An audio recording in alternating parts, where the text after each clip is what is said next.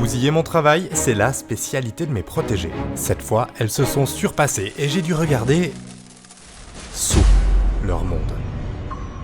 J'ai rien vu venir alors que j'avais des indices sous les yeux. Leur eau qui est devenue toute rose et qui se vide beaucoup trop vite comme si elle mourait de soif.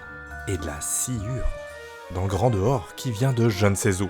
Vous voyez pas le lien? Moi non plus au début. Pour bien comprendre, il faut qu'on reprenne depuis le début. L'année passée, mes protégés ont découvert les joies d'un nouveau monde, bien plus grand, avec du sable. Au début, c'était trop bien de les voir crapahuter, profiter des petits cailloux qui sont posés là. Mais après, leur instinct a repris ses droits. Retenez ça pour la suite de la vidéo, l'instinct des fourmis gagne toujours. À mon grand désespoir parfois. Les sculptures d'art moderne, ça passe. Mélanger leurs déchets avec le sable au risque d'attirer des indésirables, ça m'inquiète. Mais qu'elles creusent, là, j'ai flippé. Le problème, c'est qu'avec mon adresse légendaire, nettoyer ce foutoir les mettait clairement en danger. Alors, après les 3 mois passés au frigo pour le repos hivernal, dans un setup plus petit, c'est décidé. Un nouveau monde s'impose, fabriqué de mes blanches mains, sans aucun sable. Et vous remarquerez qu'il n'y a rien d'anormal. Pas de sciure, il n'y a rien en fait. Je suis confiant. J'aurais pas dû. Mais pour l'instant, mes protégés peuvent enfin à nouveau explorer, prendre de la hauteur pour observer le grand dehors et jouer les acrobates. Moi, je suis heureux de les voir si gaillards et enthousiastes. J'ai baissé ma garde. Pourtant, je les ai vus se regrouper dehors, fomenter le complot que je découvrirai que trop tard. Mais pour l'instant, je suis juste trop content de voir le couvain se développer et la colonie continuer de grandir. Sa Majesté est en pleine forme et continue sa conquête du monde. Un petit monde, mais un monde quand même. Quelques semaines plus tard, je m'étonne de voir si peu de nourrices dans le nid et pas beaucoup plus d'exploratrices dehors. Bizarre. C'est là que je les ai trouvées.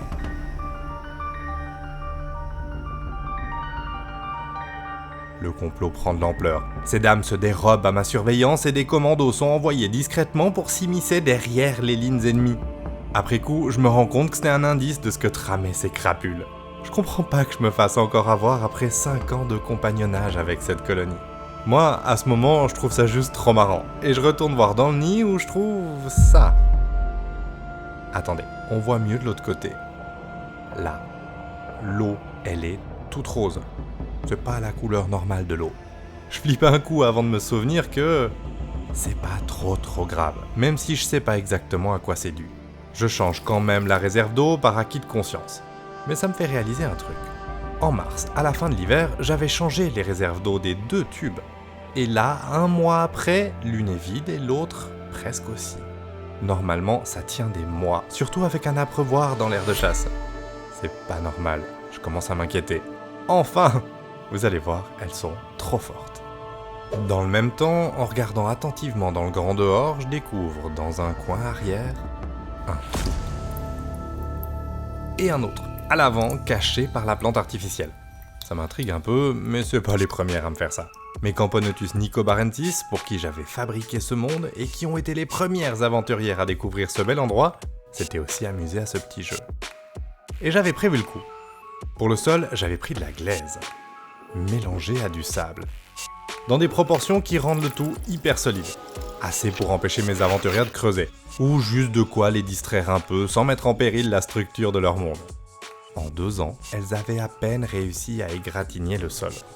Alors, quand j'y ai mis nos aventurières du jour, aussi des Camponotus, je me sentais serein. Alors oui, elles ont atteint le verre au fond, mais quand je vois que cette exploratrice ne rentre même pas dans le trou, je me dis que tout va bien.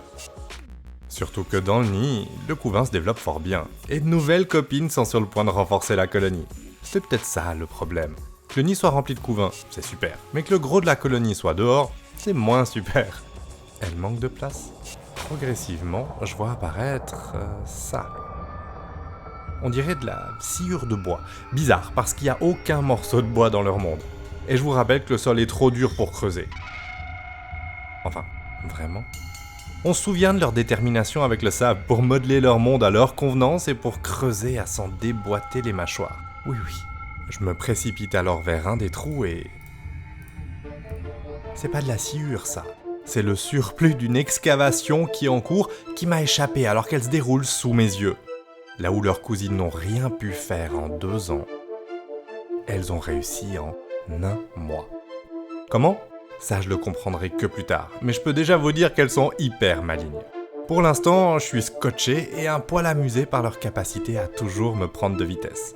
Et tout à coup, 2 neurones se percutent dans ma tête. Est-ce qu'elles sont en train de creuser toute la dalle ? Et pas que les bords, avec comme objectif de faire déménager la colonie qui n'a plus assez de place dans son nid, avec le risque que progressivement elle creuse tout le sol avec sa majesté dedans. Ça poserait 2 problèmes de taille. Que quelque chose s'écroule sur la reine, et que je puisse plus passer la colonie au frigo pour l'hiver parce que le setup est trop grand, ce qui mettrait sa majesté en péril. Il faut en avoir le cœur net. Ouf, c'est vraiment que le long de la paroi. Sauf que vous avez vu, la vidéo est vraiment pas terminée.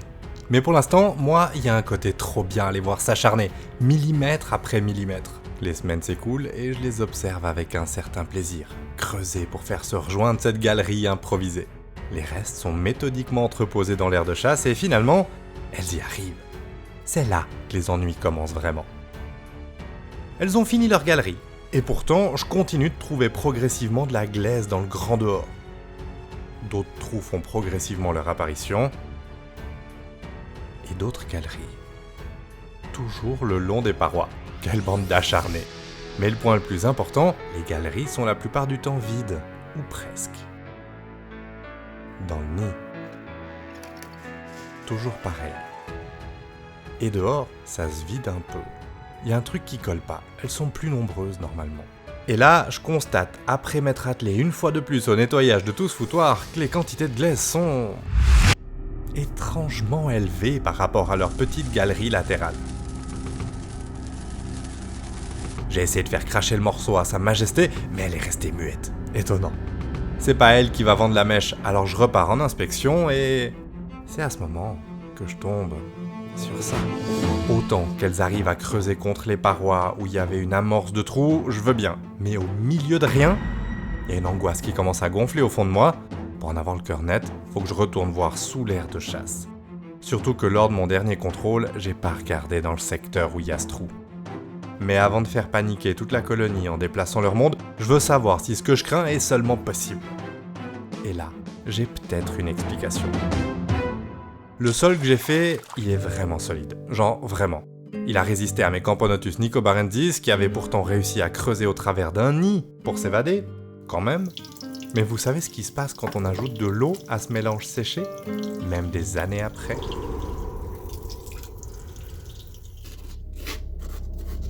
Et vous vous souvenez de notre premier problème? Comme si elle mourait de soif. Je pense pas qu'elles l'ont tellement bu, cette eau. Là, ma crainte devient plausible et je vais encore une fois devoir embarquer ma compagne dans mes aventures. Mon amour, ça te dit de porter une aire de chasse avec des centaines de fourmis dedans pour que je puisse regarder dessous? Comment ça, dessous? Ce qui m'inquiète, c'est au fond de leur monde. Là encore, des galeries le long des parois, de la glaise partout sur l'arbre. Mais surtout, je découvre pour la première fois ça.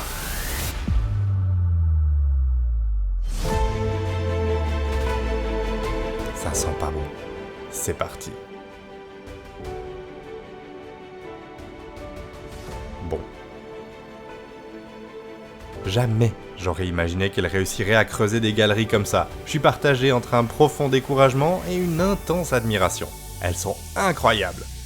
Je crois que je suis juste admiratif en fait. Quel talent.